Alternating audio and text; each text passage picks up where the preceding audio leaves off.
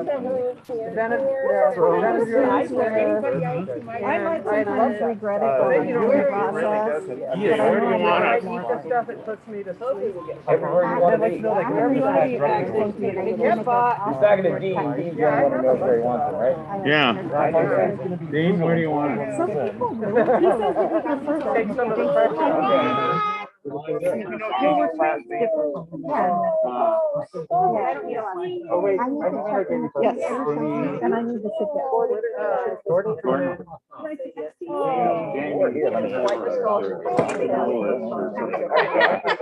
Right up here, you know? Action. More packet? Yes, please, thank you. There you go. Boy, some of those are Hey, come on. You think What you got? Dean, I'm gonna get set up. All right. You guys know what it says.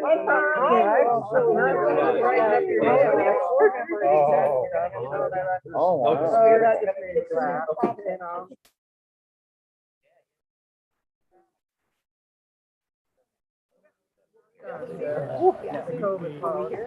I imagine we'll be dealing with it right now. Nobody's all right. Because it'll be on the computer. So, when would be a good time to meet up with you and look at that? I'm very. That's the whole thing. I don't know, man. Depends how much sunlight. I picked out a shady spot.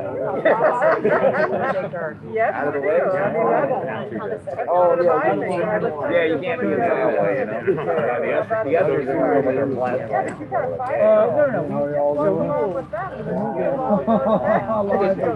Oh, I kind of that did not sound all that great. I understand. But I always like having the 5-year-olds around. Okay, you're in heaven now, so part of you get the answer. I will know exactly what. Okay. You know exactly what and I should not have said that because of that.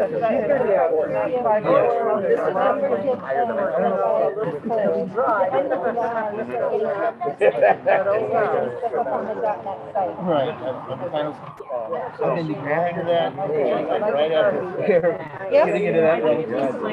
I'm just working on a bunch of other stuff. Yeah. I'm driving with Steven, but he's putting in. Actually, I was kind of thinking right after fair, I'm gonna send out an email to kind of get some ideas about where we're gonna go, what we need to do. And I've discussed this with Heidi. Send that out to everybody. Oh, they're ready to start the meeting. I forgot to announce that. It's ready. I think that should be on the thing already. Oh, yeah. Okay. I don't know. Yeah. Live. Well, I remember like, I usually start meeting around 2 to get everything sorted, confident,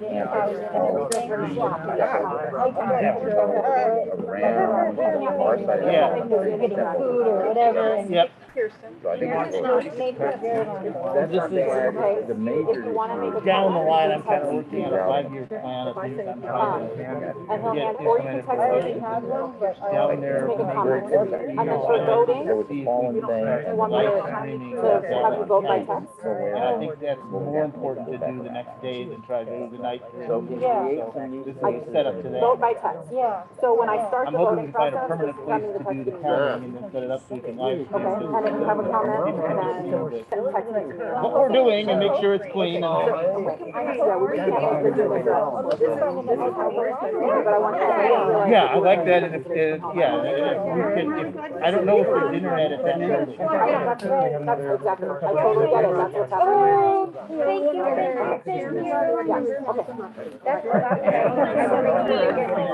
So she put out the board. We all better be. Email blast that the board meeting was happening. Excellent. Coordinator blast. Okay. Thank you for doing this. Guys, we're getting ready to start. Yes, absolutely. Yeah, he's the one you talked about last election, right? There you go. He came out and helped us. All right, folks, we're gonna Yeah, he start. did. Yeah, so, and I remember you even asked Heidi and myself if we asked him if he wanted to get a committee, and I said, let's one. Yeah.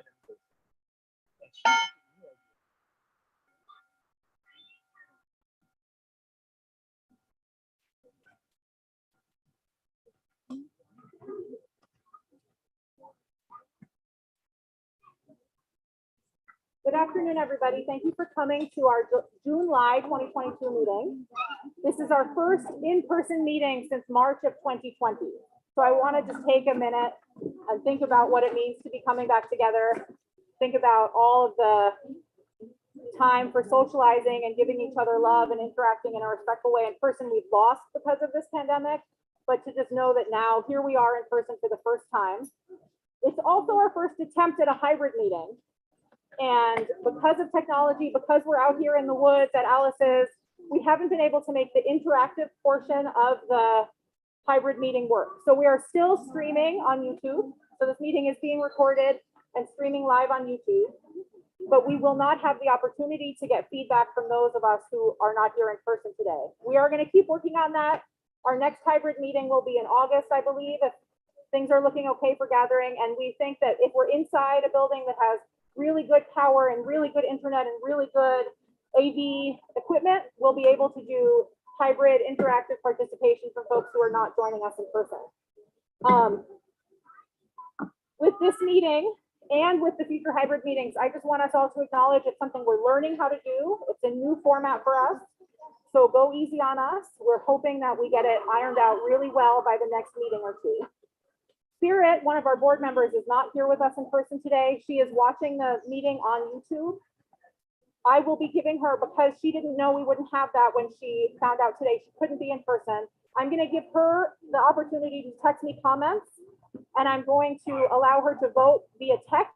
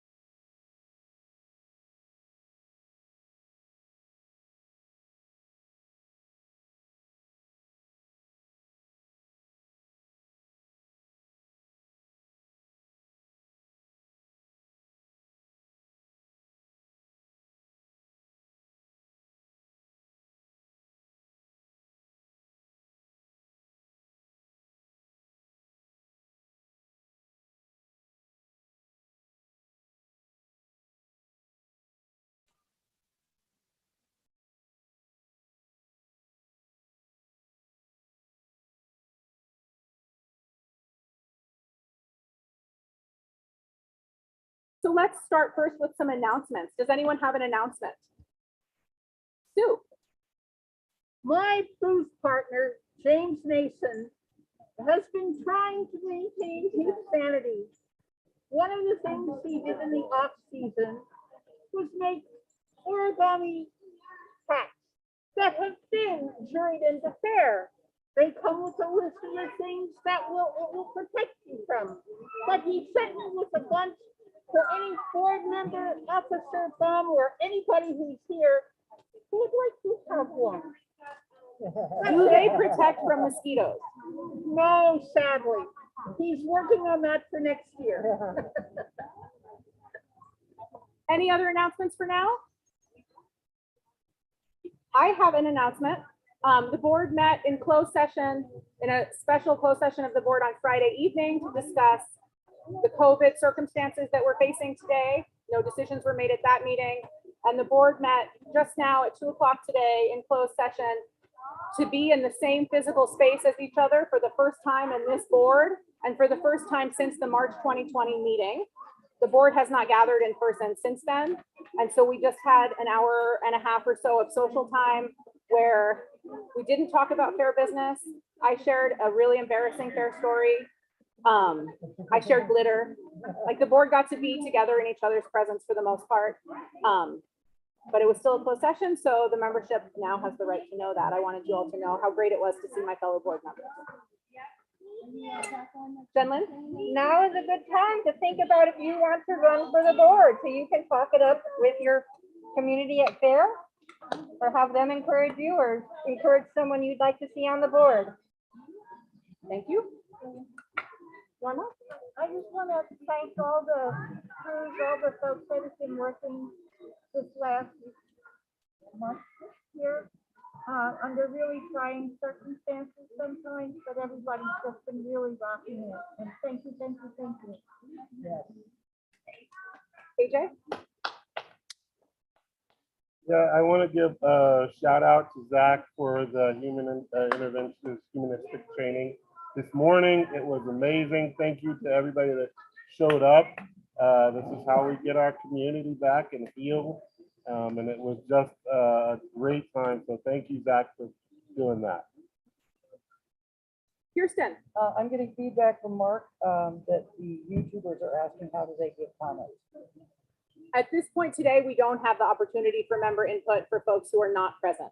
We tried, the bandwidth, the Ethernet, and the power were impediments to that.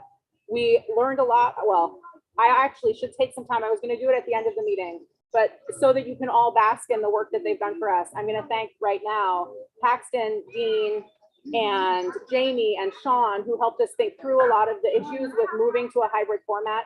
Thank you so much for the work you've done for us today.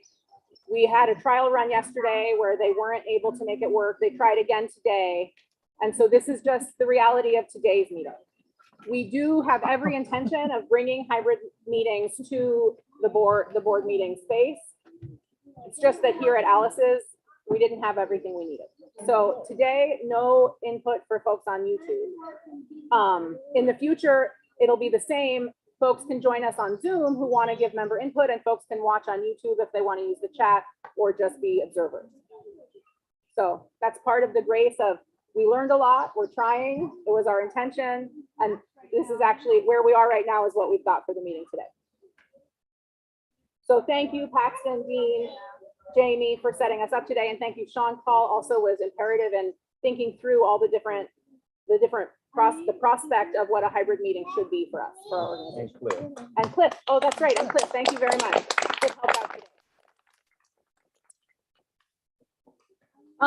So let's approve the minutes first, and then we'll go to an agenda review.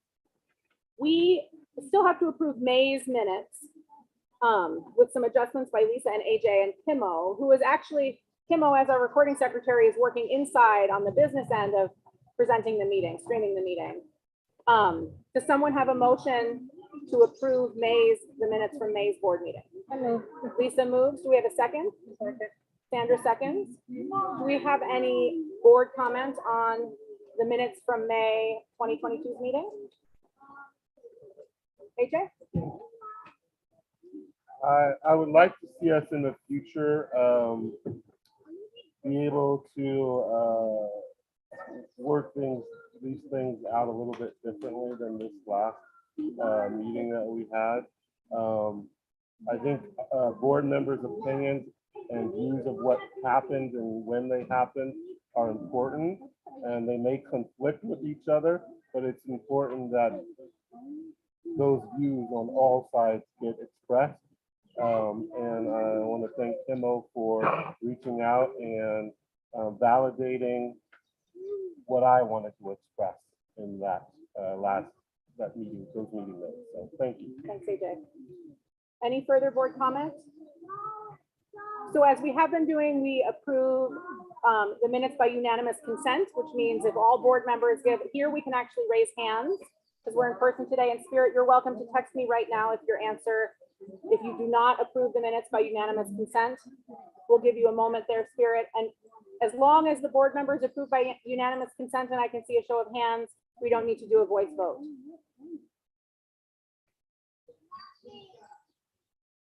So all board members present, and Spirit gives a thumbs up from the ether world. So May, with that, we unanimously approved May 2020's minutes. I'm going to take the opportunity a few times throughout the meeting to just say to the folks on YouTube that we were unable to make a Zoom participation option work today. So please join us on YouTube. We're working on hybrid for next time. I'll pepper that through our conversation a few times so folks who are just joining know.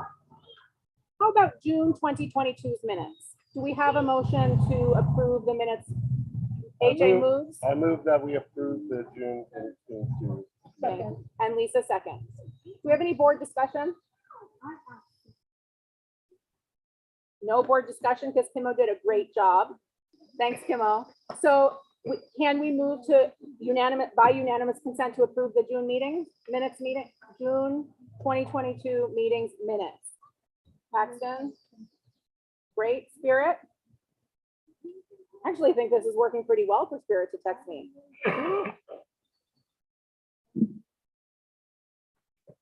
Thumbs up. Great. Okay, cool. So now we move on to the agenda review portion of the day. We have the agenda. Everyone can see the agenda in our first printed board packet since 2020, March of 2020. The agenda is as it looks. We have these options and these items in for old business. Do we have anything to review, amend, approve? John? The hybrid meetings, I want is the table for August. Okay. And though it's not exactly the agenda, the list of motions for considered today that was put out did not include the text of the motion that I had. And that text was what I put down as the agenda item last meeting. I'd like to make sure that in the future, we don't miss out on text and motion. Okay. I would like to ask the board members to consider, since we don't have the opportunity for the member input that we had let the membership expect to have. We expected folks to believe they could give member input on the motions on the agenda tonight. There are folks who likely had things to say about the old business we have and are not being given that opportunity because of our technological difficulties. I'd like to ask any of the board members presenting motions tonight to consider if it's something that you think the membership would have wanted the opportunity to participate in the conversation of, consider tabling that till August. I'm just asking you that. That's not something I'm requiring of you tonight, but I think it is part of what we as a board can do to include the members and their input and make sure that we're centering their voices and the participation that we have been trying to give them. Lisa? I would be okay with tabling, my motion on Article 5, Section 2A of the bylaws, that Thank you. amendment, if that's okay. Sure. With you, okay. And the text of that motion is available on the .NET site. Yes, it is. So it is still meeting the Yes. timeline. Excellent. Okay. All right. So our agenda is as printed with those two motions tabled. Which two? Lisa's motion on the bylaws and John's motion on hybrid meetings. Okay.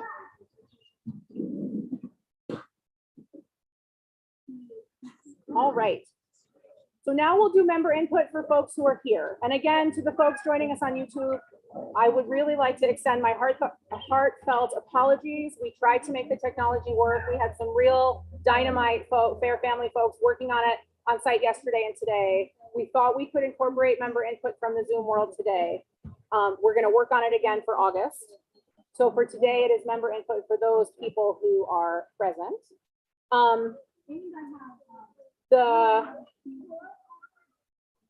I think it's important to say, as always, any discussion of personnel issues is inappropriate for a public meeting. So because personnel matters are confidential and they're the business of the employee and the employer, we will have no discussion today of job performance in a public meeting. I also think that it's a small enough meeting today that we don't need to do time limits. Is that okay with those present? Okay. Can I? Yes.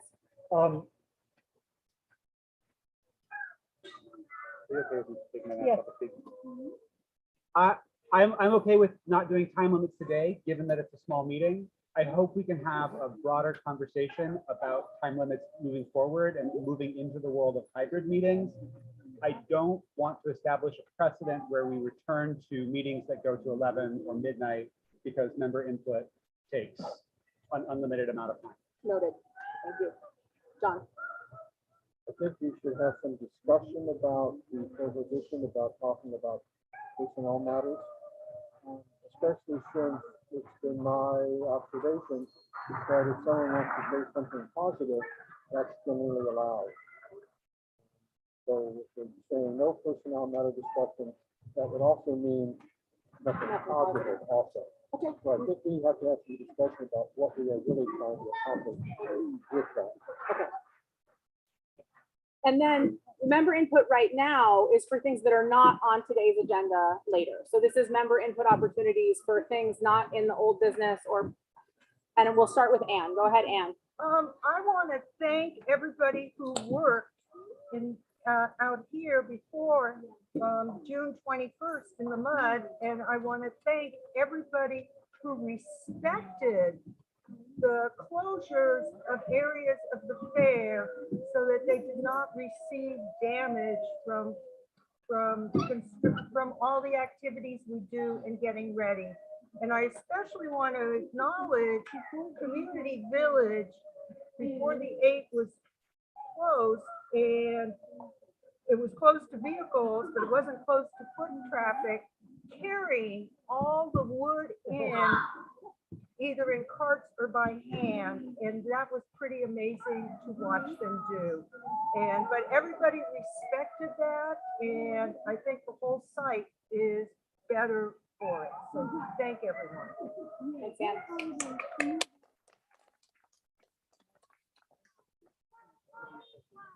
Do you have any more member input? Other member input? Shirley? Well, I was just gonna say pretty much exactly what Ann just said. And I wanted to add to that to thank everyone who showed up. I know that it's really a hard year. There's a lot of people who just can't come for, their own personal reasons, not feeling safe. But I'm just really thankful for those who felt like they would, and they're here. So there's more hard work being done, a lot more last minute work being done. But I'm grateful for everyone that showed up. Anyone else remember input? Okay. That brings us to the staff report section of the agenda. Kirsten, do you have a staff report for us? Yeah, thanks, Lily. Hi, everybody. So nice to actually see you in person. Wonderful. So some new things on the radar. Our trademark for the Peach logo expires in September of 2022. I've begun the process of renewing it, and it will grant us the trademark to 2032. It must be done every 10 years. Ticket West sales are starting to show a variance, and we are running behind, but that is to be expected based on many factors. I want to give you real-time numbers for where we're at right now. Just a second. Guidelines are scheduled to be delivered on Monday, tomorrow, so they'll be on site on Wednesday. So just in the nick of time for fair. So Friday, we have sold 57%. That equates to 5,713 tickets. Saturday, we have sold 65%. That equates to 6,509 tickets. Sunday, we have sold 35%. That equates to 3,518 tickets. So I do expect that we will continue to sell tickets, and we'll see these numbers grow up into the very weekend in which we are having the event. My gut tells me that we will not sell out any one of the weekends, but we'll get real close on Friday and Saturday. But Sunday will probably be, our slowest, which is a traditionally slower day for the weekend. Okay. As you know, the weather is improving. The site is drying out. We've done some contingency planning around the reefer dock, some camping. All is just a plan B, but it's looking like all of those won't be necessary. There is some talk about relocating the reefers this year to a new location that requires some construction. So we'll see if we can make that happen or whether it's something we'll delay till next year. Volunteer appreciation. As you know, there have been a lot of volunteers out on site over the last month. It's been awesome to see this come together. But the crews that I want to specifically thank is construction, and there's too many names, so I'm just going to do broad groups.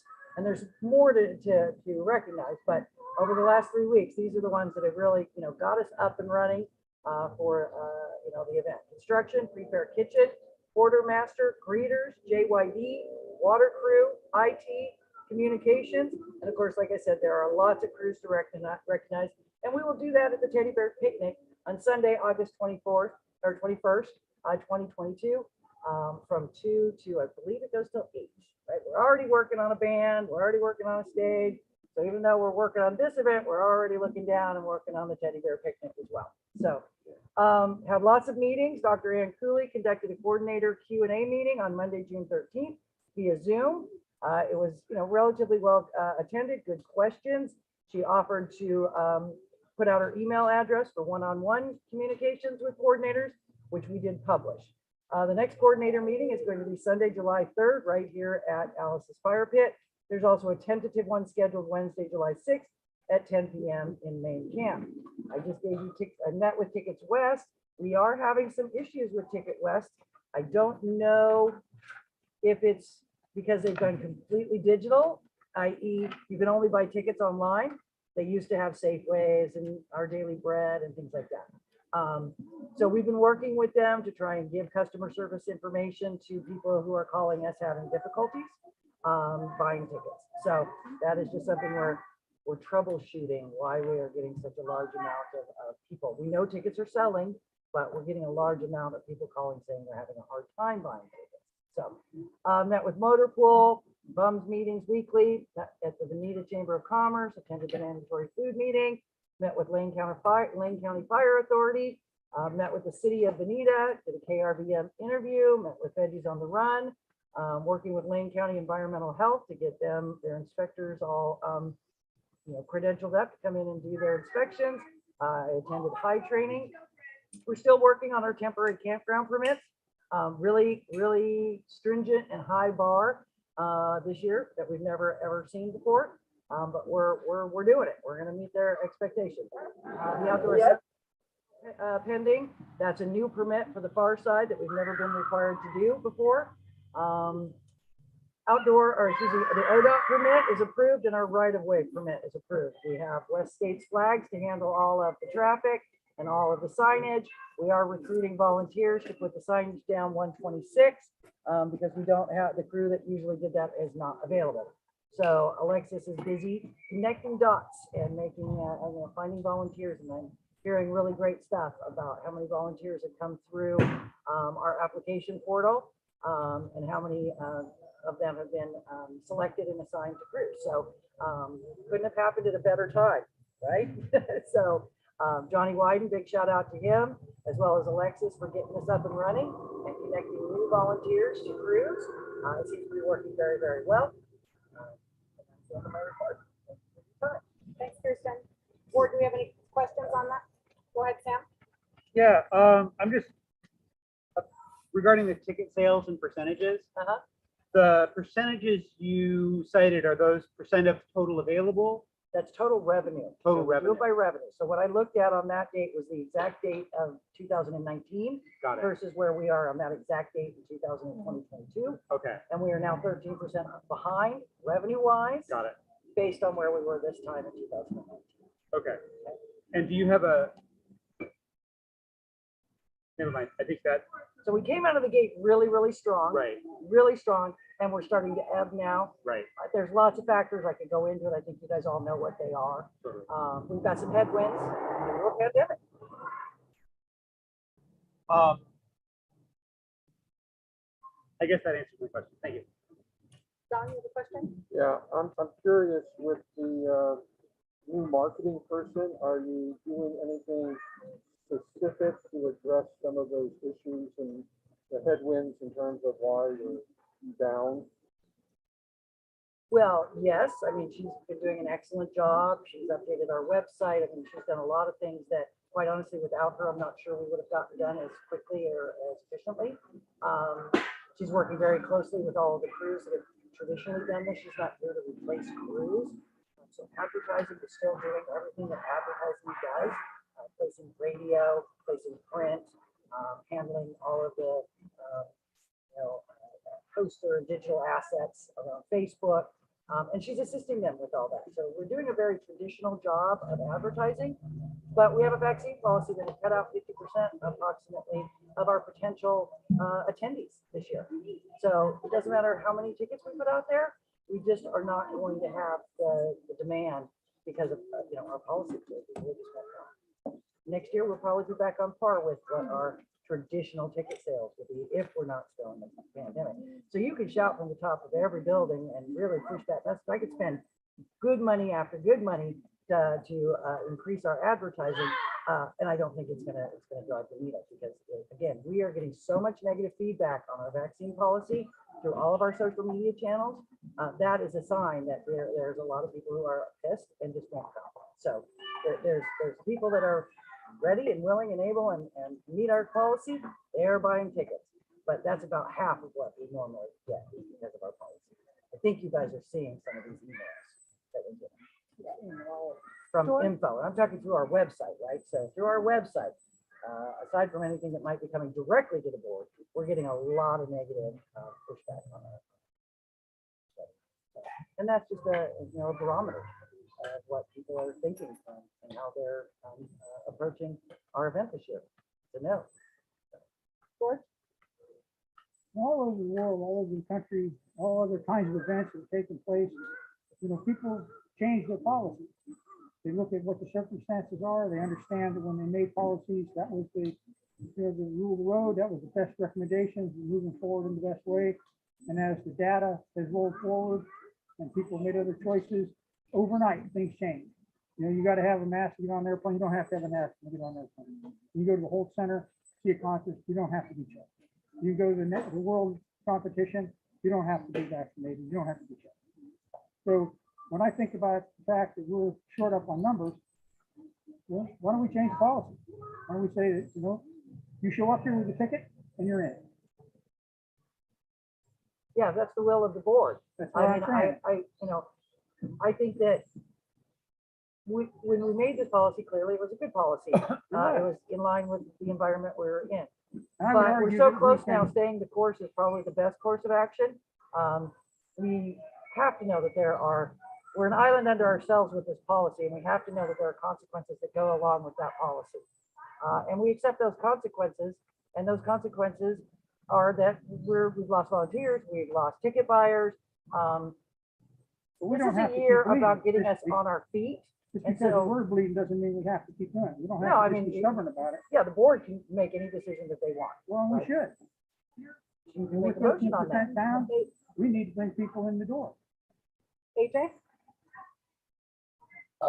So I just want to say, I hear you, George, but my concern then is I know that we got pushed back as well when we got rid of the boosters. There are people that made their plans based on safety, whether based on thinking that we were going to have people vaccinated and tested and things. So it is, when I'm talking to folks, it really is about, there's no winning here. Even if we got rid of the policy completely, we're going to have those folks who paid their ticket already, who are already planned to get here, who feel that because we had the policy that we have, safe enough to come. And so there's going to be backlash both ways. I agree that at this point, it almost feels too late to change that at this point. With all of the money that we've spent already and all the setup that we have already to ensure that we, stick by our policy, it seems that it would be a kind of a, pardon my language, a clusterfuck if we changed it at this point. COVID is coming to the fair.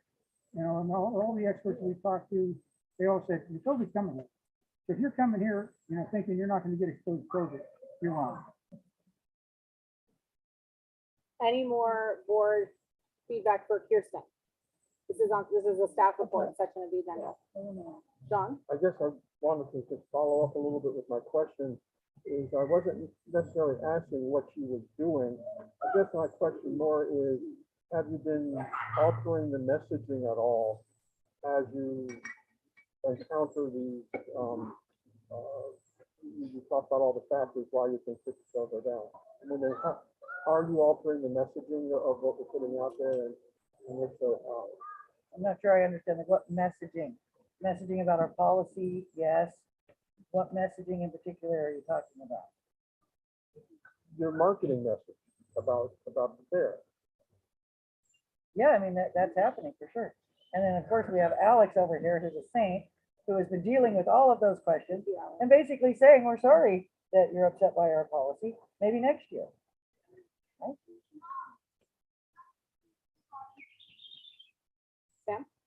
I just want to co-sign and quickly agree with everything AJ said. Okay, any further questions for Kirsten on her staff report from the board? That brings us to the treasurer's report. Hillary and Linda, I'm glad you're sitting right next to each other. We're tag teaming. Okay, I'm going to start today. So first of all, thanks to all of the coordinators, of course, for your diligence in managing your budgets. But I wanted to talk also about food vouchers. So the one thing that's different this year is that there's change. No, not the one thing that's different. The only thing that is consistent this year is that there is change. So what we're looking at is how do we manage food vouchers? So we have the food vouchers were budgeted to crews for 100% staffing. So we have crews that are not going to be using all of their food vouchers. So how do we manage that? You might have been, there might be some conflicting messages out there about how you manage that, but we have a plan and this is what we're going to do. If you have any questions, you can contact Hillary or myself. But the way that it's going to work is that your food vouchers are based on what was approved for the budget by the board. You're going to get the same food vouchers. If you have the number of food vouchers distributed are linked to shift hours during qualified hours, so same. No volunteers going to get over 32 food vouchers. That's been the policy for forever. That is no change. So I know everybody's working a lot. This is not the time to start giving away extra food vouchers beyond 32. Food vouchers donated to the Jill Hyman Fund come from the volunteers, not from a crew's undistributed food vouchers. So if you're a coordinator and you have extra food vouchers at the end because you have shifts that weren't worked, don't just stuff them in the box. And the reason we're trying to do all of this is to have controls and to have a good process and to have transparency around what is happening with our finances. For the number 4, if a crew has filled 85% or fewer of your crew positions, please turn in your crew's undistributed food vouchers to the office, Norma, or your staff liaison by July 15th. So if you use all your food vouchers, obviously there's none to turn in. But if you have used 85% or fewer of them, please do turn in the remaining ones, and then also turn in a copy of either the adjusted crew schedules that you used for the event, or turn in a copy of the food voucher distribution records along with your unused food vouchers. So we're trying to make this easy in a time of change, and we're trying to also have good controls over what we're doing with our money. And food vouchers are money, so we have to treat them as such. Our coordinators, we trust you. We trust you to do the right thing. We trust you to hold the food vouchers, give them out as appropriate, and we trust you to return them to the office at the end, and any unused ones. I think that's it. Hillary is going to fill in all the gaps that I missed. What was that date they have to be turned in? by? July 15th. Thank you. Thank you, Ann. Yes. Yeah, and there's not too many gaps. There have been a lot of questions about how we're going to handle this, and there will be a blast that goes out to coordinators. One of the reasons that it's really important for us to get this documentation this year is that we are subject to a federal audit because of the grant money that we're getting. And for those of you who have 100% filled crew lists, what we have is your food voucher schedule that you turn into the budget committee. So we have documentation there. And then for those of you who don't have a filled list, we recognize that you might find people from other crews to fill in shifts. You might double up. People might work or volunteer for extra shifts. So we're not asking you to predict it ahead of time, but we are asking you to track it. just as hard as all these people are working out there on the trucks, I know that there are hundreds of people working with spreadsheets, working with distribution lists, working to keep the finances and the paperwork of the crews together. The coordinators are entrusted with hundreds of thousands of dollars coming in and going out. And they've been remarkable in their responsibility and in their record keeping. And we've been handing people a certain amount of food vouchers for all the time that they've had that in their budget. And there's no reason to change that because we don't have full crew lists, but we would like it turned back in so we can account for it properly and that we can have a true understanding of what it took. Really appreciate the difficulty that coordinators who don't have a full crew list are going through and what they're asking of their crews. This is a huge lift. And I know a lot of people are really stepping in and doing extraordinary things that they wouldn't have done otherwise. And that for some crews, it's, they're managing okay, and other crews, it's going to be strained. So let's be kind to each other and, recognize that it's an exceptional year, and thank those coordinators and all you've done to help make us successful. Hillary and Linda, I imagine coordinators will have questions just to clarify what they should do. Can they reach you by email? And it'll go out as a blast, I think, from the office, and I don't know, we could include the budget committee emails, always good to reach us. Perfect. I imagine people will need to know exactly how to do what you're asking. Okay. Do we have any board questions for the treasurers besides the one I just asked? Okay. Seeing none, we'll move to the committees and work group reports. Again, committees and work group reports can be submitted in writing to Kimmo to be included in the minutes, which will go out in distribution and on the .net site. So today you can announce anything from committees you'd like to be announced and on YouTube today. Sue, go ahead.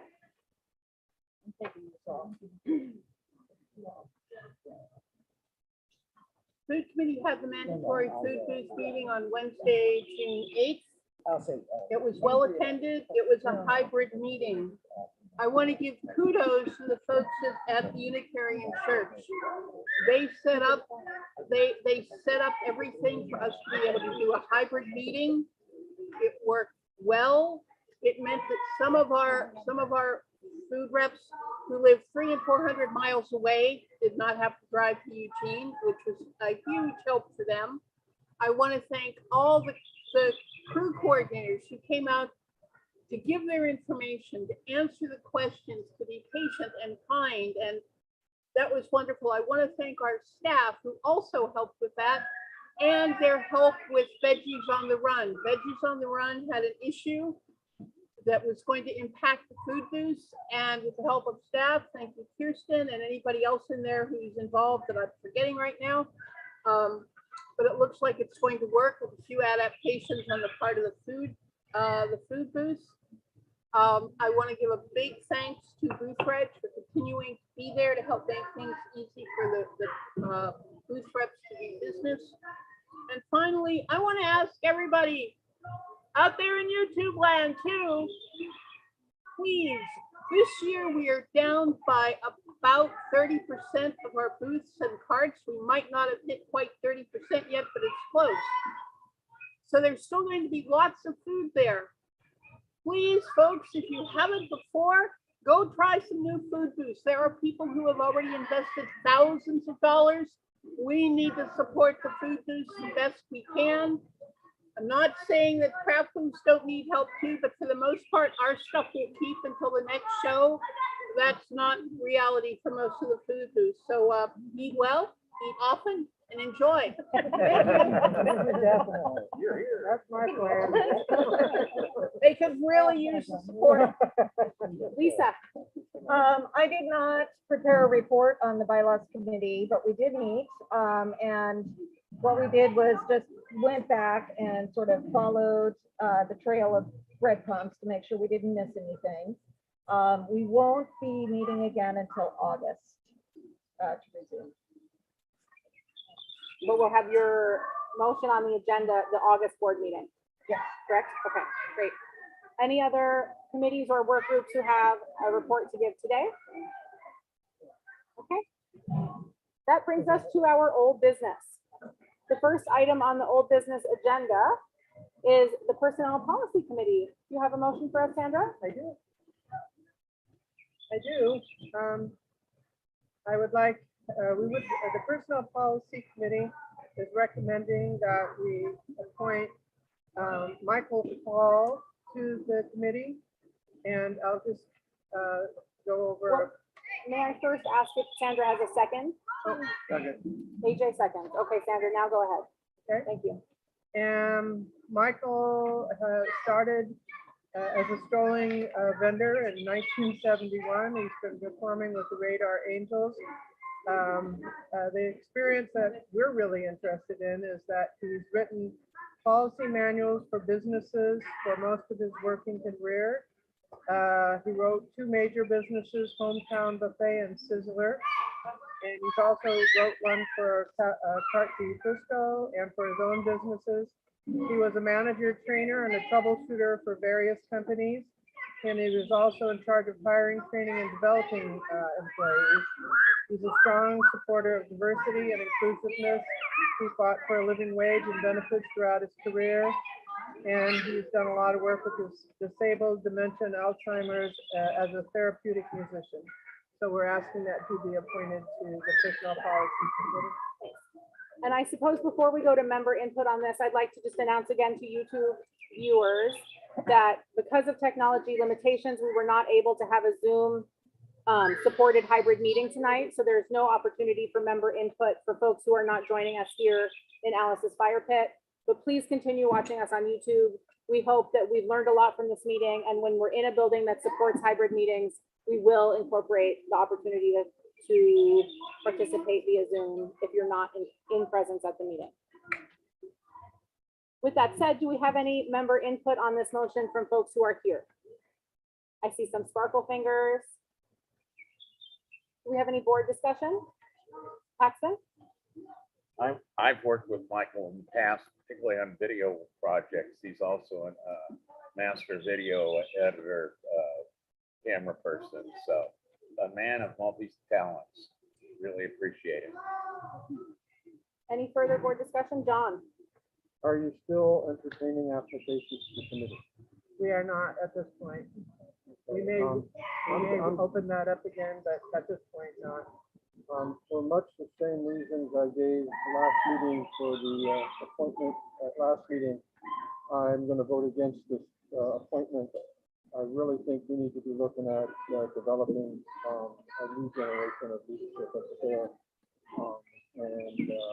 I don't think this appointment does that.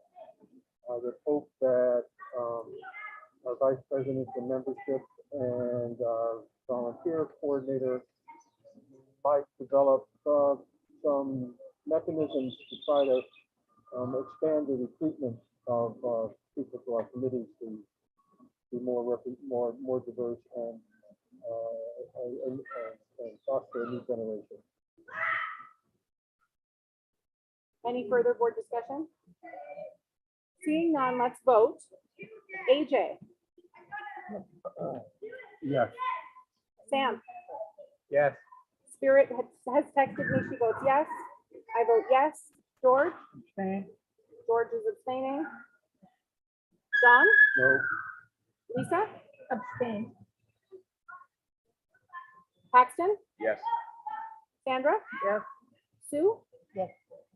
So that motion passes. We have 7 in favor, John voting no, and George and Lisa abstaining. So the motion to appoint Michael Hall passes. I'd like to insert one more reminder that we all speak up so that the microphone can pick us up for YouTube. There is, like I said before, there's some background noise. I'm not familiar with this system, so I don't know how much background noise like trucks and jovial children or chainsaws off in the distance or crazy giant mosquitoes buzzing by will affect the sound quality for YouTube. But if we speak up, we can mitigate that as best as possible. The children are being captured. Well, that's great. That's great. Actually, that's what the fair is, right? AJ, do you have a motion on meeting recordings? I do, and I want to start by saying this meeting was going so well. I hope it continues to go well. With that, I move to direct the ED following our 2022 event to create a process for which members who are not present at, I want to add, open committee meetings or open board meetings can request and review video recordings of those meetings. This process will be in place and posted on the .net site no later than September 1st, 2022. I am open to amendments. I'm open to thinking about how we can make this work, but I think it's important for those members who have work or whatever circumstances that they have that cannot attend an open meeting, have a capability, some way of looking at those recordings. Do we have a second? Second. Okay. Member input from folks who are here.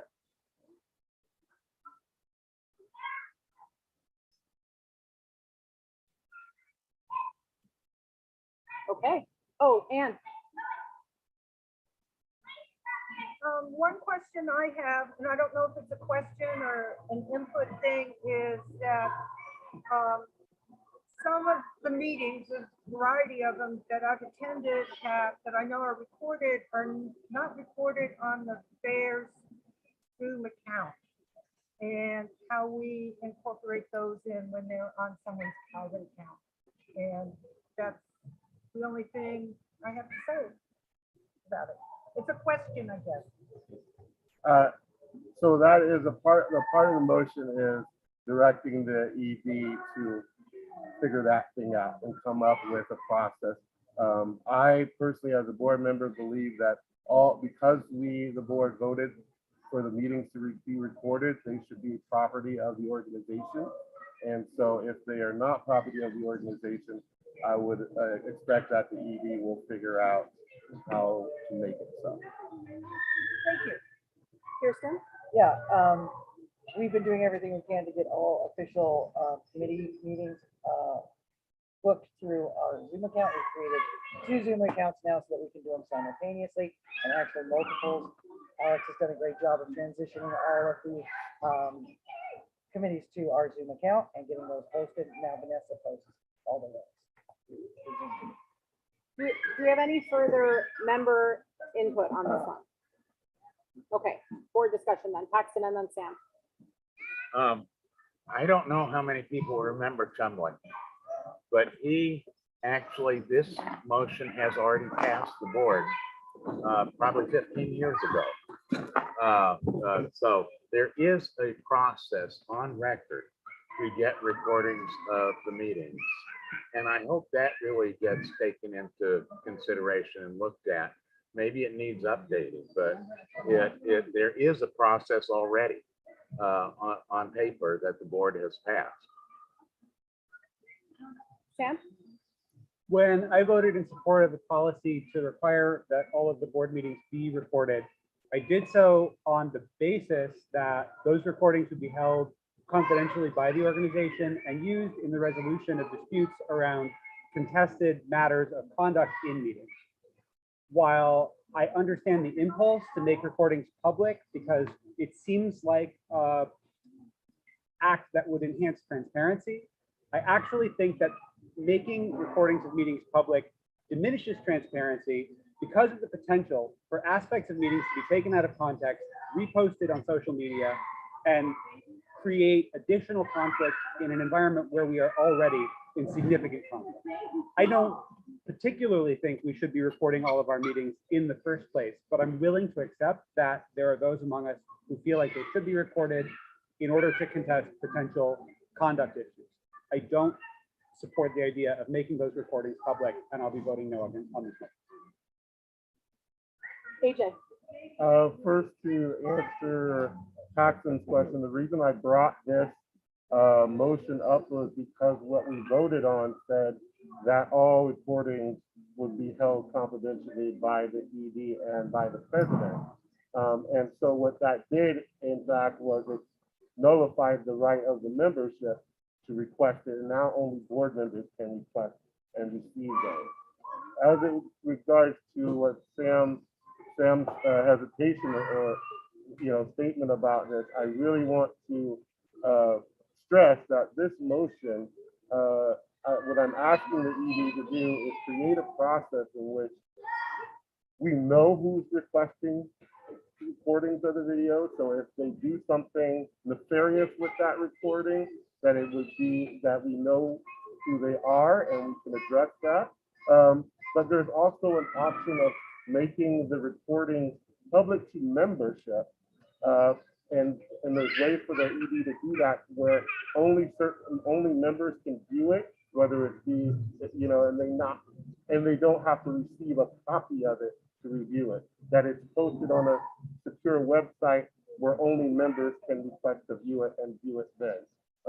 That's what I'm open to. I don't think I agree. I don't think we should just be posting everything public, but I do think there should be a process in which members, who especially our voting members, should be able to review a meeting. And that's what I'm hoping this motion does. Lisa? My concern with this motion is that it would have a chilling effect on member participation. And as far as a record of what happened at the meeting, that's what the minutes are. The minutes are the official record. And my understanding is that best practices is that you only have one official record of what happened at the meeting. I serve on a few committees, and I have been getting feedback from several different committee members who are concerned for a lot of the same things that Sam said about things possibly being taken out of context and publicized and that kind of thing. And they want to be able to speak freely and not feel constrained. Hearing from those committee members, I have a feeling that it would slow down the work of committees because everybody would be very careful with every word they said. Because if it's in a live meeting and somebody has a question, you can deal with it right then. At the very least, I think it would be better if the process was laid out of how this is all going to work before we voted on it. We might get more buy-in from committee members. I have myself on the stack next, and then, AJ, you said you were open for some adjustments. I wonder why it's important to include board meetings in this motion, because board meetings are all open to the public, recorded, available on YouTube. And so that part has been done. And I was going to ask before Lisa said that, if the minutes are sufficient, if the aim is to allow everyone to know what happened at the meeting and who spoke to what, could we have a more robust and accountable system for getting minutes written up and posted on the .net site and hold committees accountable to that process and not shake the boat on the recording process? And feels almost like irony, although not quite irony, is that we're asking to do a thing for member input when we have our membership divested of participation at today's meeting because of technology. Like, is today the right day to have this discussion when we can't let the people who we thought would participate? I mean, maybe this is exactly why we're having the discussion, but so I guess my question to you, AJ, for when we come back to you on the stack, is about, are minutes sufficient and does the board meeting need to be included in the motion? But I have, no, we're gonna do stack instead of dialogue, just so that we can get everybody. So I have Sandra, and then for a second round, Paxton and AJ. Well, Oh, sorry, John. So we'll do John after Sandra, first round. Oh, I think there have been a problem with, some of the committees that have, high interest in getting the minutes up and on the record. And they have not been doing that. And we already passed a motion that they, were supposed to do it, but it's not happening.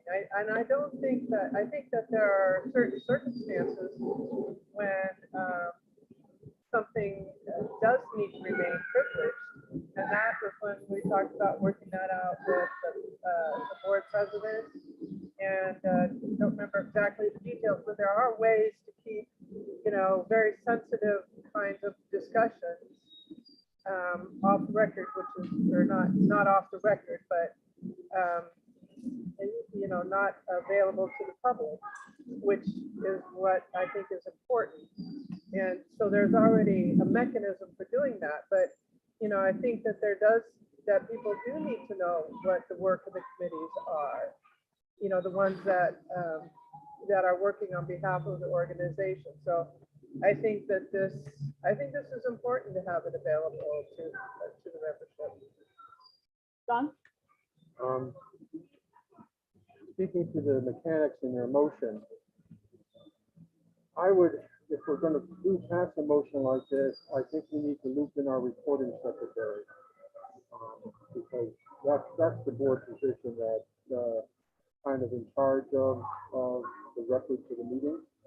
I would rather see a motion that said the recording secretary would work with the ED to create the system. Second, I share some of the same concerns that Sam and Lisa and Sue has raised. I do know some of the information and experiences that people have shared at the diversity committee, they would not have shared if that had been reported. People talking about their trauma, they would not want to have that, you know, that very difficult sharing permanently recorded. I also think that this motion, it's only been basically 2 weeks since this motion was introduced. Most committees have not met and even had an opportunity to formulate anything about this motion. I don't think we should be voting on it tonight. If we do vote it on tonight, I will vote no. Next, I have a comment from Spirit. She says, anything can be taken out of context, but as long as the full meeting is available, it actually may serve to bring clarity when people do take things out of context. I have not witnessed recordings deterring folks from participating, as has been shown by the fact that board meetings have been recorded for years. Most people forget that they are being recorded. I believe recording meetings supports accountability. That's for Spirit. Next, we're going to second rounds. Now I have Paxton and then AJ. I have problems with this motion too. Partly because I really think it needs to be the motions that were passed around Chumley's time, which I think was 2002 or 2003. So it in reality is 20 years ago. Be incorporated in this, because this is actually the process that we have on the record books. And so I would like to, you know, the current process to be looked at and at least figured out how it could be incorporated into new motion. I would prefer to have this tabled and work on it later personally. AJ? Yeah, so a couple of things, Lily, I want to first answer questions that you had. The first question is, the first statement I would make is that certain committees are not turning in their minutes. This is the problem. I wouldn't be requesting this motion if committees were turning in their minutes. And it is not okay, it's not fair for the membership that only certain committees are meeting that standard and other committees are not. We are recording all committee meetings. These are open meetings. And so to address the fear that someone doesn't want to say something because they think they're being recorded, this is America. If you can't say something nice and it's an open meeting and you can't, then you're responsible for your words. Then I think saying that we don't want to record meetings, open meetings, because somebody might not participate because they don't want to say something back, maybe that's a good thing. Maybe it's a good thing that someone will hold their tongue and not say something they're not supposed to say in an open meeting. The reality of it is that there are members reaching out to us, just like someone said that there are members reaching out to them. There are members reaching out to us that work. They're a part of this organization. These are open meetings. I specifically said open meetings. They're open to anybody. So it's the recording is there. It's there and it's recorded, it's out there. So limiting access to that from our membership, I think is not appropriate. And As far as the 15-year, you know, back in the day when it was on the books, I'm open to you, you know, bringing that to the forefront, but at the same time, that's all new because we came up with a new policy and we voted on that. So that, you know, that other policy is not in effect because of what we came up with when we decided to record all meetings and that they will be held that way. Paxton? One other thing that also going back into history, I propose and has passed the board a motion that all committees are required to provide minutes and a report at least twice a year, if not with the exception of like the endowment company that a committee that does it once a year. These are already in place. What we need to do is emphasize and do what we've already said that we should be doing. I put myself on this. So yeah, I would, whether this motion passes or not, I think we can talk about how to encourage and then act on and then enforce and collect minutes from every committee, from every meeting and get those on the .net site. Like, I think that process could prevent us from having to go down this road, and maybe we should focus energy on that process of absolutely getting the minutes done, like supporting the committees and if they need scribes, if they need to have their own secretaries, how they can get minutes done quickly, get them out, get them on the .net site, instead of opening this,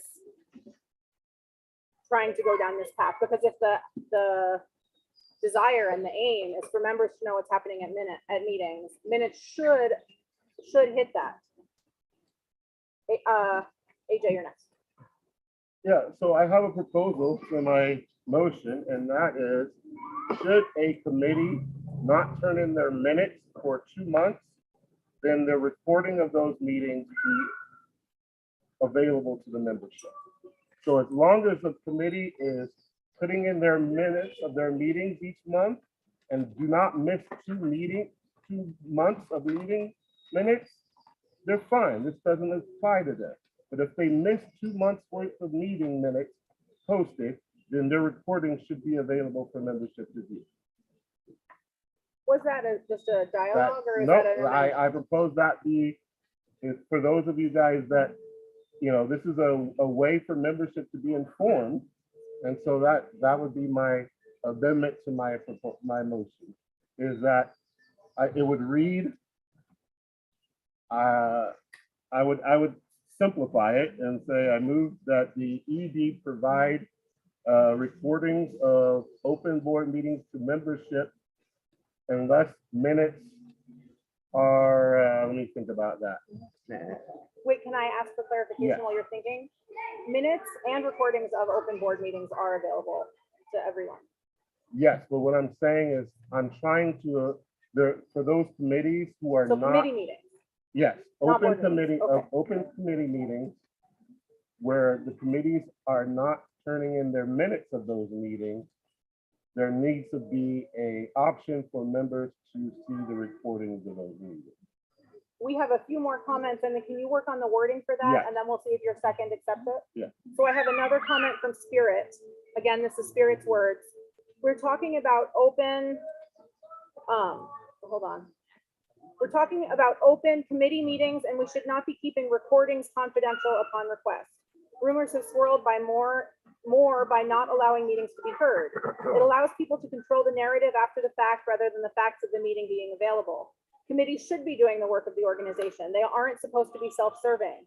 I, as Spirit, have been at meetings recently in the last month or so where constructive criticism was brought per member input, and it was taken as if the members were infiltrating their meeting. I think we have a real gap in understanding of the role of the board committees within this organization. That is the crux of the issue, in my opinion. I don't have anyone else on the stack, but AJ, I did say I'd give you some time to work on the wording. Oh, sorry, Lisa. I'd like to see some time together. Just in your proposal, AJ, when you were saying 2 months, I would make it perhaps 2 meetings because some committees don't meet every month. And to have it be more accurate, you might consider that phrasing. So I have a proposal while AJ's working on this. We could either wait for board discussion to come up and take it. We could have a moment, a quick break, or we could move on to the next agenda item and AJ can work on this.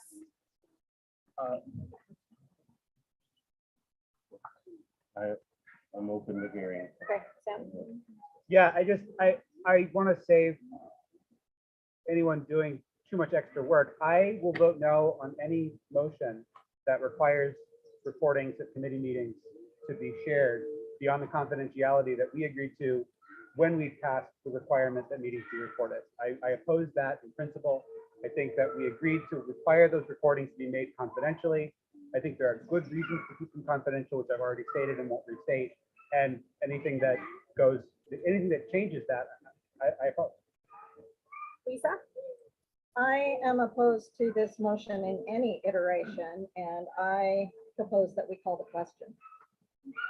Okay. So, Well, no, once the question's been called, we do have to okay, call the question. You have to vote on calling. Oh, we do. Do we vote on calling the question? That's typically the way it's done. Oh, yeah. okay, thank you, thank you. So let's vote on calling the question. Sue? This is calling the question. Yeah, can we go back, since we're in person, can you just raise hands instead of calling board members individually? Okay. Okay, unanimous consent for this part would work. So do we, No, I mean, we used to raise hands and you count how many yeses and how many noes and how many abstains. yes, so- It's been a long time, but. yeah. So we can do, oh, You just you raise mean for hands. regular voting? Yes. Oh, you mean for regular voting? Regular Okay, voting. fine.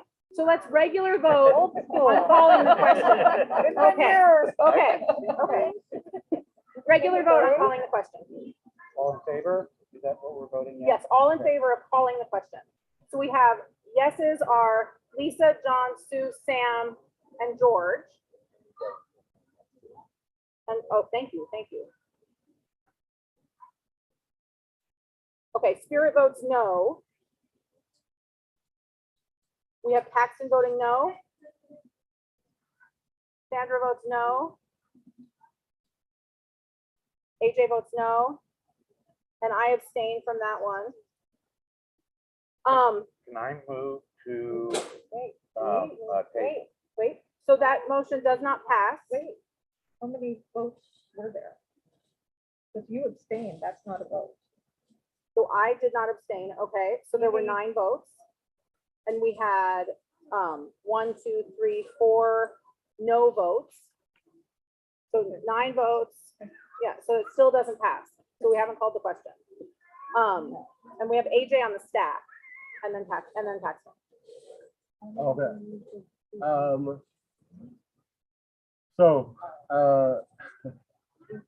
this is I keep hearing the word confidential, and I want to clarify an open meeting. What is confidential to our membership that in an open meeting that other membership shouldn't be able to see? That's the thing that's sketchy to me. If it's open to members to attend and it's an open meeting, then it's not confidential to our membership. What happens in an open meeting is available to our membership. So whether they see it as it's happening or as they see it a day later, it's open to our membership. I very clearly want to differentiate the difference between a closed session when we're dealing with sensitive issues and an open meeting that's available to anybody that attends. What we are in fact, some of us are in fact saying is that for some reason, membership who have jobs, membership who can't attend for whatever various reasons, an open meeting, they don't get to know what's going on because committees are not turning in their minutes on time or at all. So what I would propose, in order for me to withdraw my motion for this moment or table it at this moment, what I would propose is that we get a report, a monthly report at our board meetings that says which committees still owe minutes. We have to figure out a way to provide the information in our open meetings to our membership. I don't understand how it seems to me that we are protecting one committee. A lot of you guys have said we're protecting one committee based on one incident. and it's an open meeting. This is ridiculous to me that we can't have that open to our membership. So with that said, I would actually like the vote to take place so the membership can see those of you guys that want to hide information from the membership. Point of order. I Hold on, want someone the, called for a point of order. I'm still, they can do that and while I'm talking, Yeah. while I'm in the middle of talking. Yes. And that wasn't up to you. I don't get it. When I do this That stuff, I wasn't get me. called out. Why are you When pointing I at do me? this That stuff, wasn't I me. get Hold on, called out for AJ. process. And I'm in the middle of talking, the floor was open to me, But, and I'm but in I the middle allow of you to call talking. points of orders in meetings also. You do. So we'll do the point of order and then we can come back to you. So I don't think it's appropriate for a member of this board to impugn the motives of other members of the board and their statements on the record. I was just stated that those who oppose this measure want to hide information. I do not want to hide information. And I don't think it's appropriate, and I ask that it be stricken from the record. Okay, back to AJ. I believe I'm allowed to say my feelings again and say how I feel about things. This has been a concerted effort by a few folks to protect a certain group of our membership. And I'm putting out that it's real, it's out there. And I would like it to be on the record that the next time I say point of order in a meeting when somebody is going over, that I'm respected just as much as other board members. It is not okay for this to happen, you guys. The membership, these are open meetings. So the membership will see your vote. Plain and simple. The membership will see your vote, and you can excuse it all you want, but the membership will see your vote. Paxton. I moved the table because I believe that there needs to be more work done on this. I am not interested in hiding things, but I definitely think that we need to review the past motions that are existing that relate to this and work out a more unified process. So I moved the table, and I think we could do that. Okay, so we have a motion to table and a second. A show of hands to table. All those who are in favor of tabling. I see George, Sue, Sam, and Paxton. All those opposed to tabling? John, Lisa, AJ, Sandra. I haven't heard from Spirit yet. I'm abstaining on this one also. So, even if Spirit votes yes to table, it will not change the outcome because we have John, Lisa, AJ, Sandra voting no to tabling, and Spirit and I are abstaining. So the table doesn't carry. So that was Paxton. I have Sue next on the stack.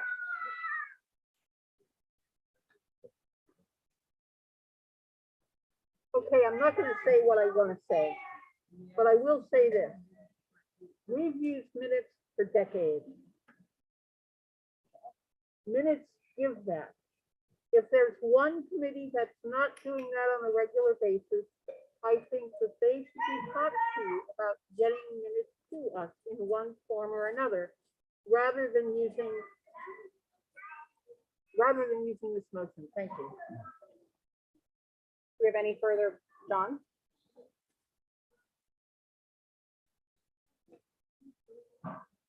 The committee to which AJ is referring, I believe, is the diversity committee.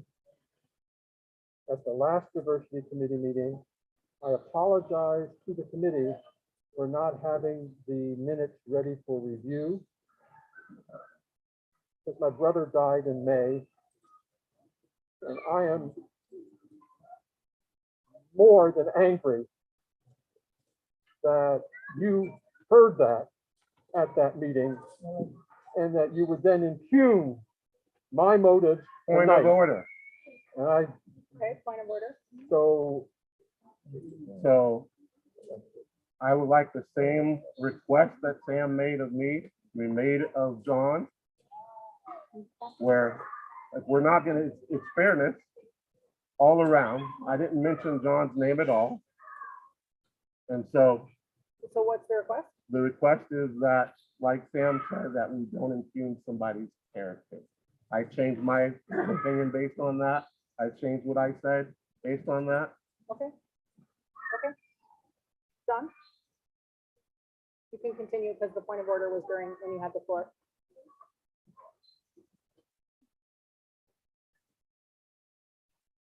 Can I make a second point of order? I'm sorry. I want to clarify what I said earlier. I said impugning motive. So you suggested that my motive in voting against this measure was a certain specific thing. I had already spoken in the same meeting about my motive, which was not what you said my motive was. That's different from saying impugning somebody's character, which I also don't think John did. Okay, John, but it's still your floor. I will have minutes from several meetings that the diversity committee has not had a chance to review. At tomorrow night's meeting, I expect them to get approved and they will be sent in. So we're trying to catch up. Sandra? Yeah, I just wanted to mention that, like, you know, the diversity committee hasn't delivered any minutes since October. So that, you know, that's a long, long time, even though they've been reminded on several occasions that the minutes were due and haven't been available, and they do need to be available. You know, there's a lot of interest in this, what they're doing at this point in time. People need to know what's going on. They have the right to know what's going on. And I think this is an honest effort to try to deliver information to the membership. And, you know, it's been difficult getting the minutes. And, you know, there were calls to have the minutes being done on a timely basis, but that has not been satisfied. And so, you know, I think this is a reasonable access. And we're in board discussion at this I point. know. I have AJ and then myself. I could just clarify Yeah. some of those questions. You know, again, this is about the minutes. We haven't seen the minutes from the, not only just the diversity committee, I'm talking about committees that haven't been sending their minutes altogether.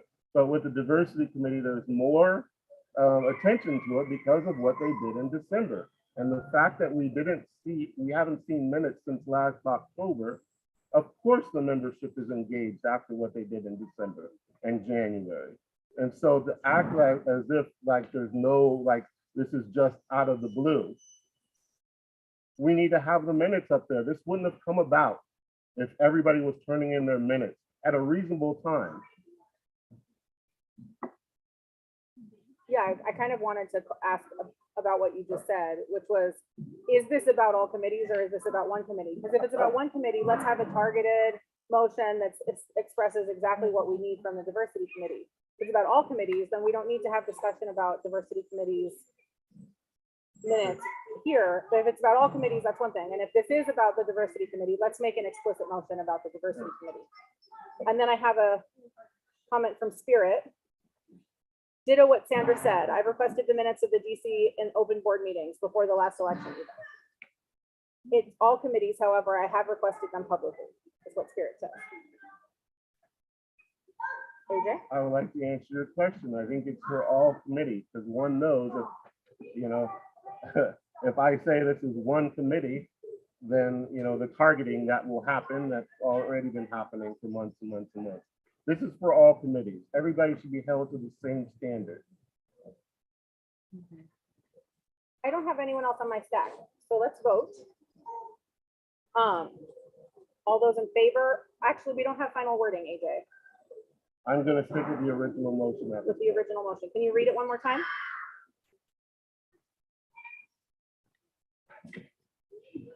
Move to direct the ED following our 2022 event to create a process for which members who are not present at open committee or I'm going to erase board committee. So I'm going to read it as I want it into the record. Okay. Move to direct the ED following the 2022 event to create a process for which members who are not present at open committee meetings can request and view video recordings of that meeting. This process will be placed and posted on the .NET site, no later than September 1st, 2022. Okay, so a show of hands in favor, yes. I already have a vote from Spirit, yes. Who votes yes on this motion? AJ, Sandra, Spirit. Who votes no on this motion? So that's Lily, Lisa, hold on, I'm writing it down. John, Sue, Sam, Paxton, and George. I believe that's 1, 2, 3, 4. Yeah, that's all 10. So this motion doesn't pass with George, Sam, Paxton, myself, Lisa, John, and Sue voting no.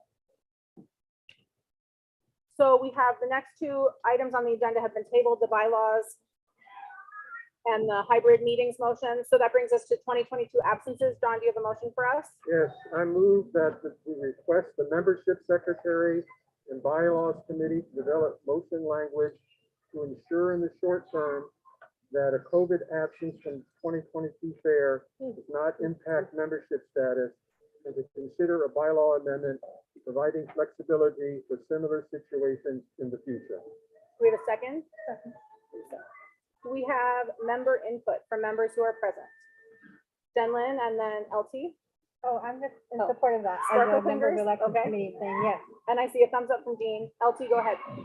I would suggest in the formulation and development of this policy that other impacts of not only COVID absence in 2022, but the 2 missing years on matters such as count towards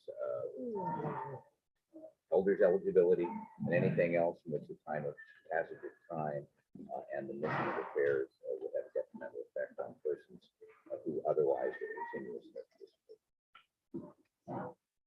Any further member input? Anne and then Hillary? I agree with LT, and I think as far as elders, eligibility and other eligibility, this is really important as people are constantly changing their minds in regards to attendance to this day. Hillary? I think we need to refresh ourselves about the previous motions about not set the leave of absence.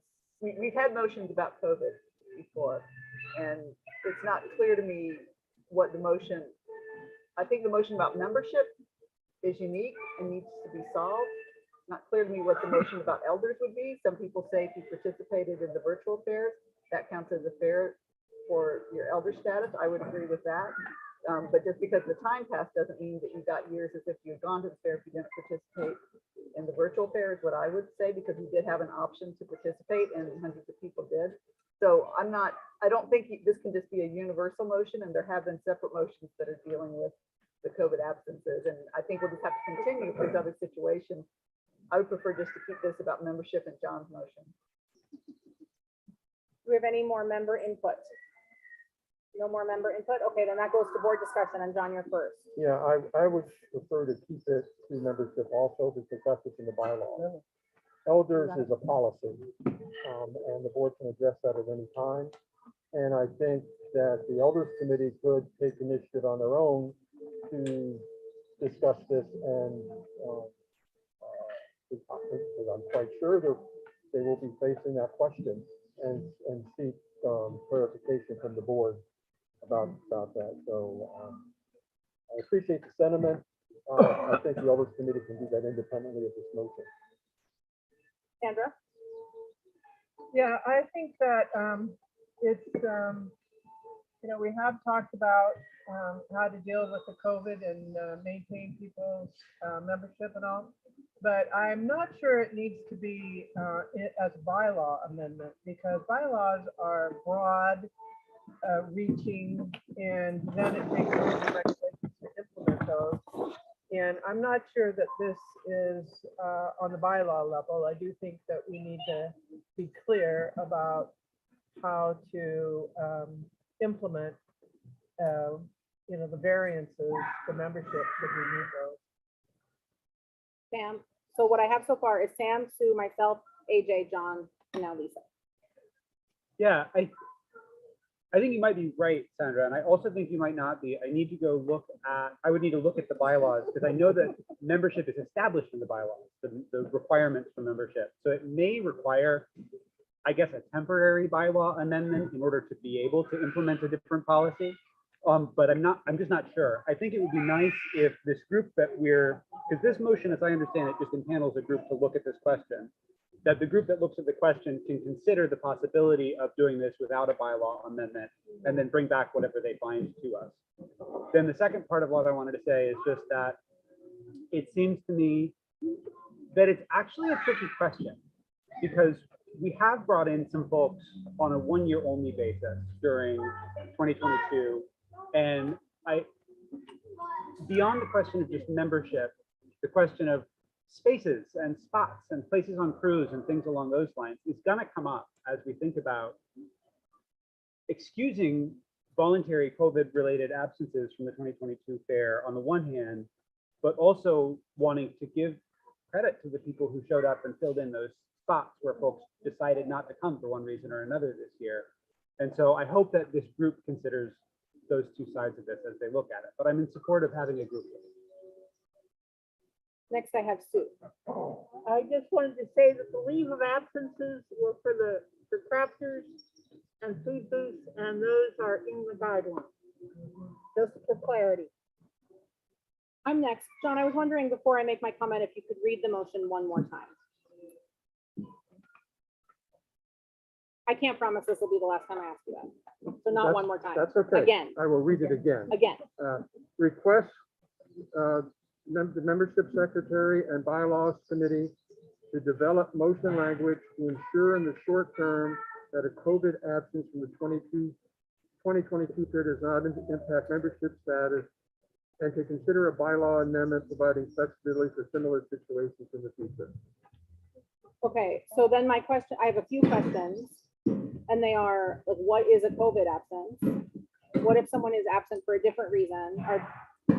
And is this just about membership and or elders and or booth space, or is it as far reaching as things like leadership roles? It's specifically membership status.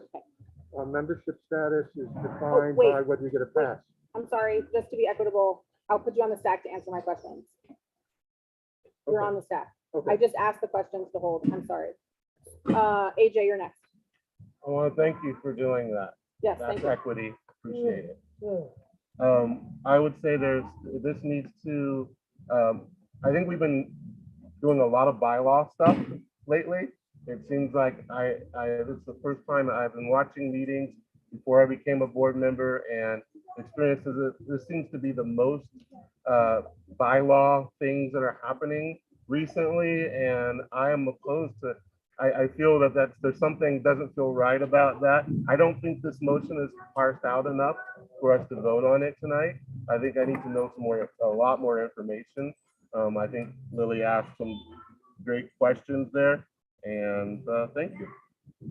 Next, I have John, and then Lisa, and then Sam. So what we have told people is that if you take the year off because of COVID, you can have your crew slot back. Or you can have your booth space back. Now, what records people are keeping as to the reasons why someone's not coming to the fair this year, I don't know. I know what records I'm keeping as a coordinator. I don't know what registration is keeping or what other crews might be keeping. But the intent of this motion is that if someone took the year off because of COVID, that's not going to impact their membership status, because if they take the year off, they will not have a pass. And membership status is determined by whether you have a pass in any one of the 3 years previous to in the last 3 years. So the first part of the motion is directed to that. The intent of the bylaw amendment is, for instance, to consider something like if a governmental agency says you can't have the fair, then not have that year doesn't count towards membership status, so that we don't have to have that come back to the board again for something like that. And so I think that, that's the more general purpose of why we got that bylaw amendment.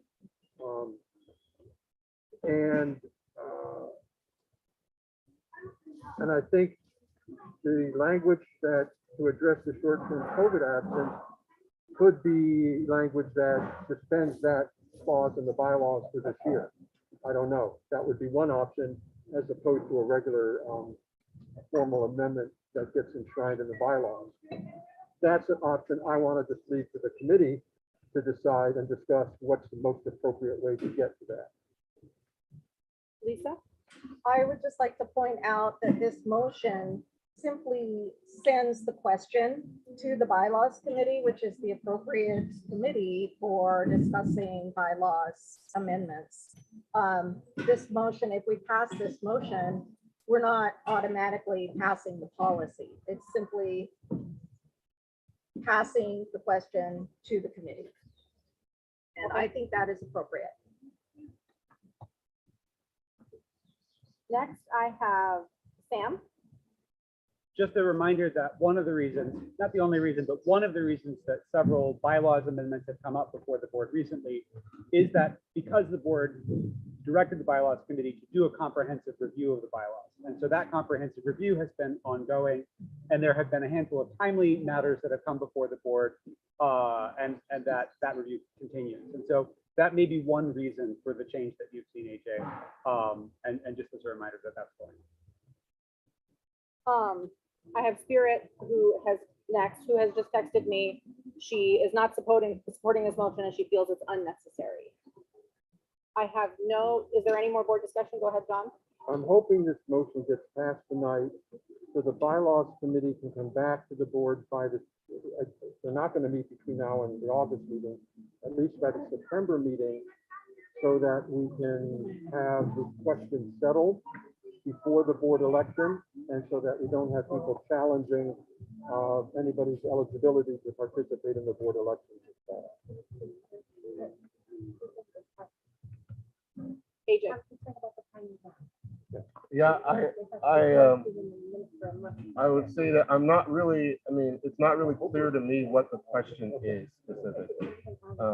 And I would like to know that before I vote on something. So I'm going to move that we table this motion until we have some more clarity on what the actual messages that we're sending to the bylaws. Do we have a second to table? Second. Okay, so let's vote to table. All those in favor of tabling? AJ and Sandra will have to recuse Spirit, as she just got dumped from the meeting until she gets back in. All those opposed to tabling the motion? You see Lisa, John, Sue, Sam, me, and George. So the motion to table does not carry. So we'll continue, although I don't have, I have you on the staff. Is that correct? I do have you on the staff. You do. So, I think we've already made this policy that that the COVID years don't count against people in terms of their membership. And, just like the food booths who don't come because of COVID are not losing their space, and the crew members are, entitled to come back even regardless of what decision they make about COVID. And so this seems to me like that's what you're asking for, is for that decision to be made. But it has been made. It's in the guidelines. So I really don't understand that. Lisa?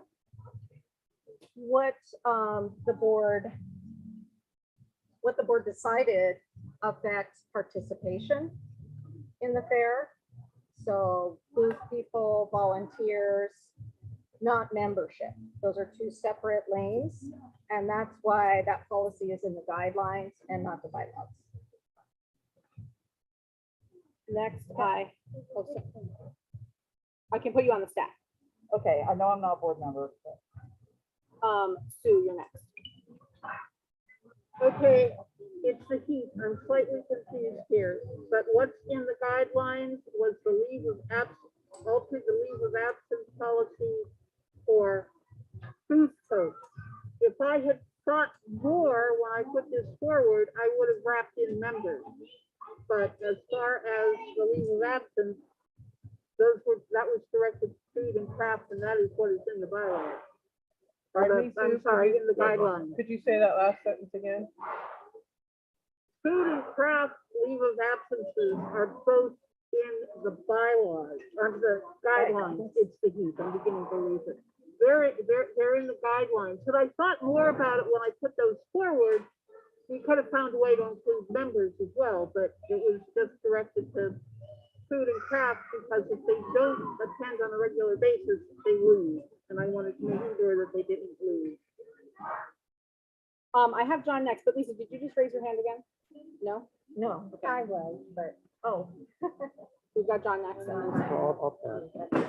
okay, then I will cede time to Hillary because I said I would, but we're still in board discussion now. Thank you. Yeah, and it was just about what Sue said.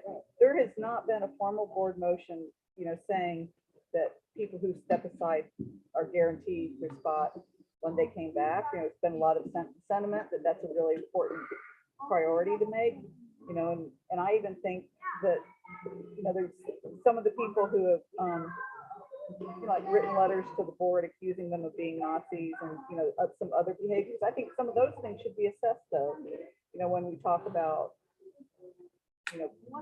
people coming back, not just letters, but action. But that's been an informal thing. And I do think that there's a lot of commitment among staff and board and coordinators and these reps to do that though. Sam, you're next. Is there a mechanism by which we verify members' ongoing participation in election years and in membership lists for the elections? Or is it more of once a member, as long as you continue voting, you remain a member? There is not. We cannot verify ongoing participation at this point. We can and do verify if people have voted, but not ongoing participation. They're not given that information. What do you mean, like having a wristband? Correct. The membership secretary has no access to that information at this point. That's something else we're working on. Thank you. I have no one else on the staff. Seeing as such, let us begin to vote. All those in favor of the, John, can you read the motion again? Yes, I will read it again, perhaps one last time, but I will read it again. Request the membership secretary and bylaws committee develop motion language to ensure in the short term that a COVID absence from 2022 fair does not impact membership status, and to consider a bylaw amendment providing flexibility for similar situations in the future. Okay, all those in favor of the motion? So in favor we have, I'm gonna, wait, keep your hands up, I'm gonna write it down. Lisa, John, Sue, Sam, Paxton, myself, I almost wrote my name wrong, Sandra. Did either of you have a hand up? No? Okay, let's move on to no votes. Spirit has voted no remotely. All those in no, faith in no. Spirit, AJ, and George. So that motion does carry with Spirit, AJ, and George opposed. And that is the last motion on old business this afternoon. Does anyone have new business for the August 2022 board meeting? AJ. I move that all committees submit their committee meeting minutes within 30 days of the meeting, or the ED can release the video recording of the meeting to membership who request it. Do we have any other new business items? Sandra. Yes, the Fixed Assets Committee would like to ask that George Braddock be approved to join the committee. So are you doing a fallout or is it just Any further new business for August?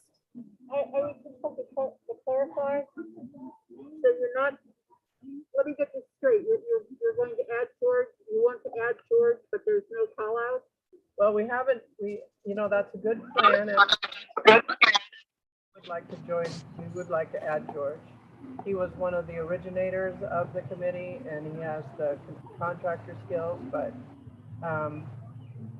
so that's something that we dearly miss, especially since Alexis is no longer available. These are very specific kinds of jobs.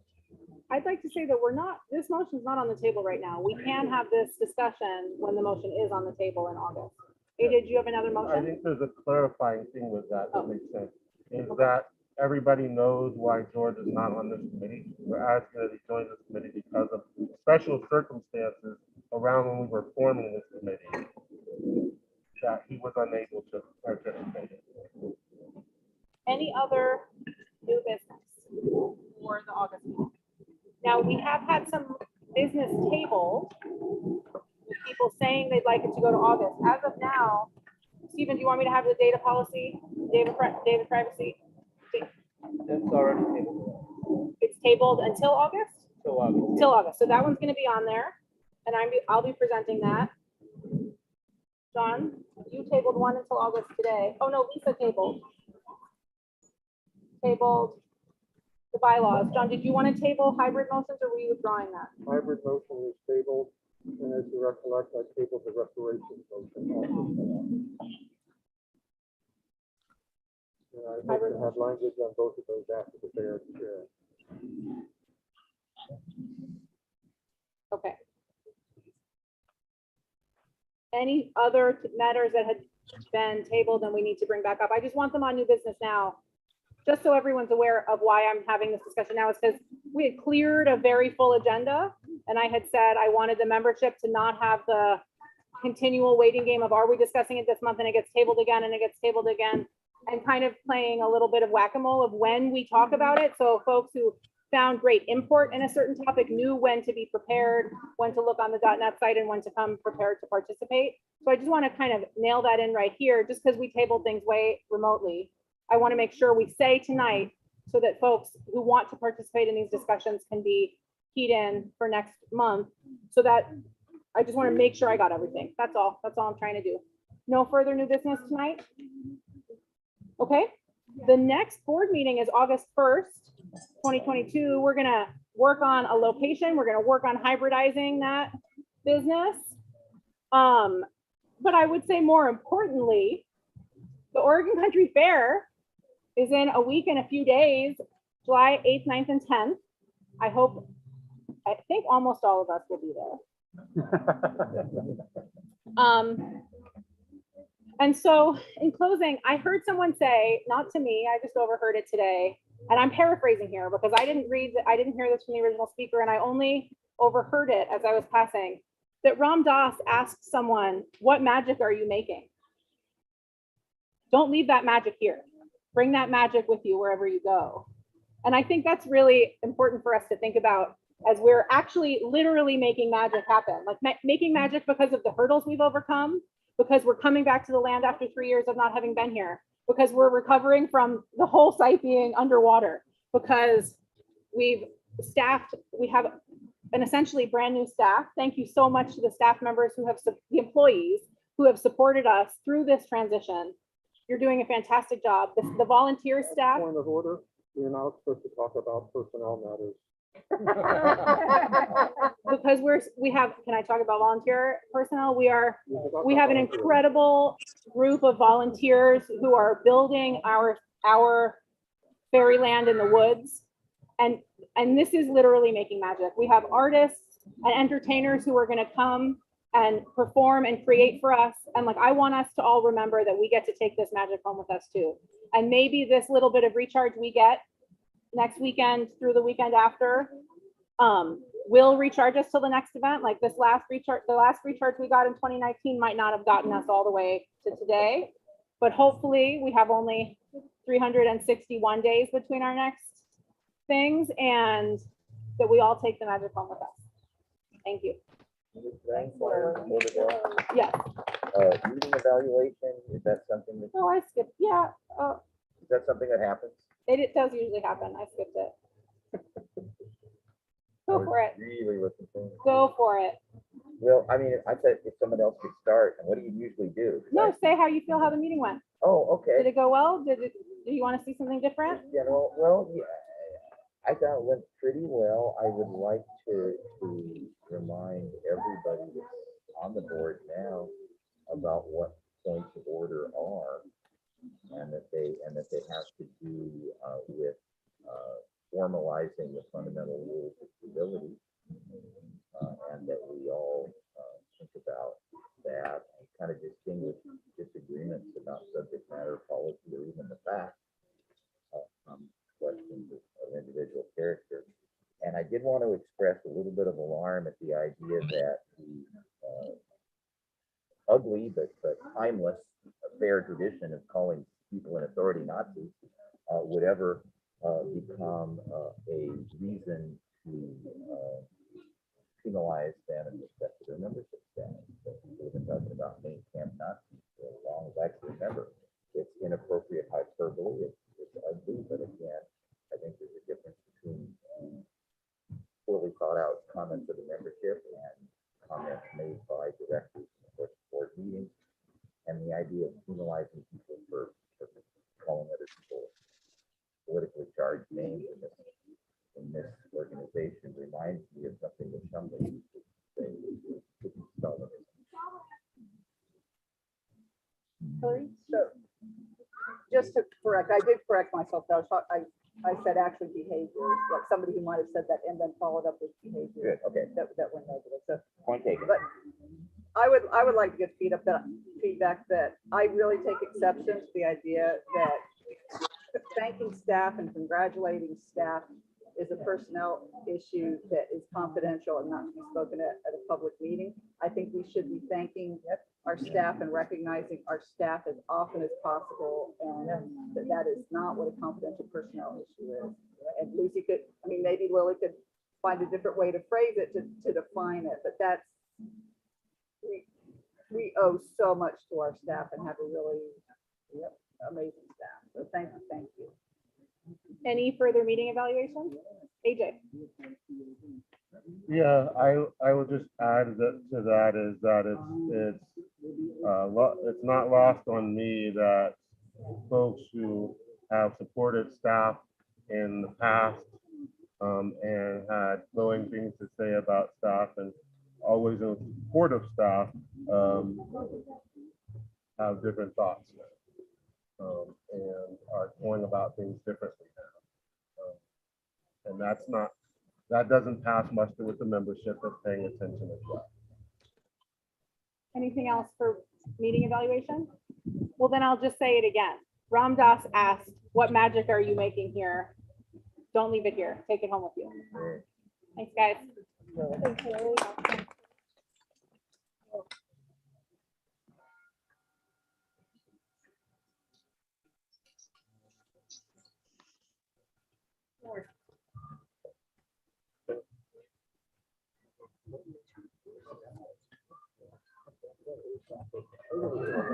Yeah. I did save your life. You have saved your life.